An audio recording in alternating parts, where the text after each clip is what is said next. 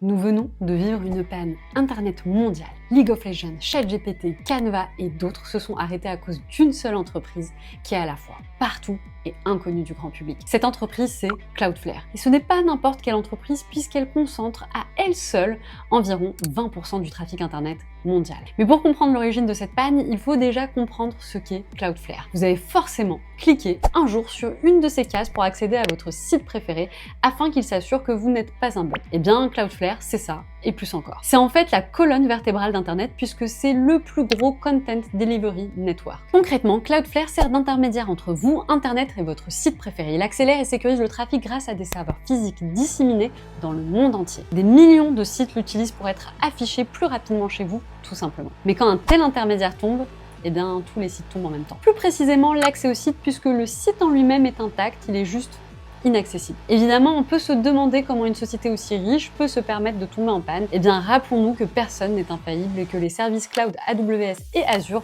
ont connu des pannes majeures il y a à peine quelques semaines. En revanche, cela pose la question de la diversification. Doit-on mettre tous nos œufs dans le même panier, d'autant plus qu'il est possible de prévoir des plans B avec des concurrents de Cloudflare en cas de panne. Moi, c'est Yasware, abonne-toi pour comprendre les sujets tech et cyber.